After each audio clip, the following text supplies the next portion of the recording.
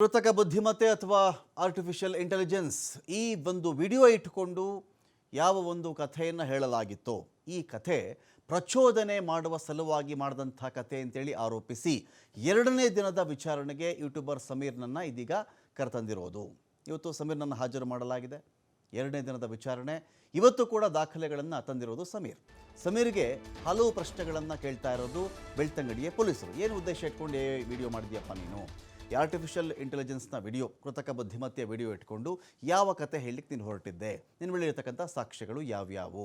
ಯಾವ ಆಧಾರ ಇಟ್ಕೊಂಡು ನೀನು ಈ ಕತೆ ಹೇಳಿದ್ಯಾ ಅಥವಾ ಈ ಸ್ಟೋರಿ ಮಾಡಿದ್ಯಾ ಅಥವಾ ಈ ಒಂದು ವಿಷಯವನ್ನು ಪ್ರಸ್ತಾಪ ಮಾಡಿದ್ಯಾ ಅಂಥೇಳಿ ಇದೀಗ ಬೆಳ್ತಂಗಡಿ ಪೊಲೀಸರು ಎನ್ಕ್ವೈರಿ ಮಾಡ್ತಾ ಇದ್ದಾರೆ. ನಿನ್ನೆ ಕೂಡ ಸಾಕಷ್ಟು ಪ್ರಶ್ನೆಗಳನ್ನು ಪೊಲೀಸರು ಕೇಳಿದರು. ಇದೇ ಸಮೀರ್ ಇದೀಗ ಆ್ಯಂಟಿಸಿಪೇಟರಿ ಬೇಲ್ ಮೇಲಿರೋದು, ನಿರೀಕ್ಷಣಾ ಜಾಮೀನಿನ ಮೇಲಿರೋದು. ಕೆಲವು ಷರತ್ತುಗಳನ್ನು ಕೂಡ ಹಾಕಲಾಗಿದೆ. ಹಾಗಂದ ಮಾತ್ರಕ್ಕೆ ಸಮೀರ್ನನ್ನು ಇದೀಗ ವಿಚಾರಣೆ ಮಾಡಬಾರದು ಅಂತಲ್ಲ, ವಿಚಾರಣೆಯನ್ನು ಮಾಡಬಹುದು. ವಿಚಾರಣೆಗೆ ಇದೇ ಸಮೀರ್ ಸಹಕರಿಸಬೇಕು.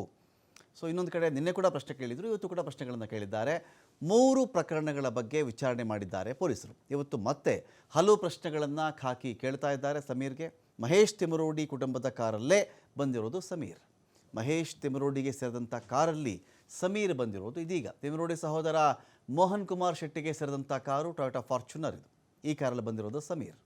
ನಿನ್ನೆ ಕೂಡ ಇದೇ ಕಾರಲ್ಲಿ ಸಮೀರ್ ಬಂದಿದ್ದದ್ದು. ಇದು ಮಹೇಶ್ ಶೆಟ್ಟಿ ತಿಮರೋಡಿಗೆ ಸೇರಿದಂಥ ಕಾರು ಅನ್ನೋದು ವಿಶೇಷ. ಇದರಲ್ಲಿ ಯಾವ ಕಾರು ಅಂತ ಅಲ್ಲ ವಿಷಯ, ಯಾರಿಗೆ ಸೇರಿದ್ದು ಅನ್ನೋದು ಇಲ್ಲಿ ಇರ್ತಕ್ಕಂಥ ವಿಷಯ. ಇವ್ರಿಗೆ ಲಿಂಕ್ ಇದೆಯಾ? ಇವರು ಟೀಮ್ ಆಗಿದ್ದಾರಾ? ಇವರು ತಂಡವಾಗಿದ್ದಾರಾ? ಈ ಕೋಕಾ ಅಂತ ಒಂದು ವಿಚಾರ ಬಂದಾಗ ಸಂಘಟನಾತ್ಮಕವಾಗಿ ಒಂದು ಅಪರಾಧವನ್ನು ಮಾಡಿದಾಗ, ಸಂಚು ರೂಪಿಸಿದಾಗ ಅಂಥೇಳಿ ಆ ಒಂದು ಆ್ಯಕ್ಟನ್ನು ಹಾಕ್ತಾರೆ.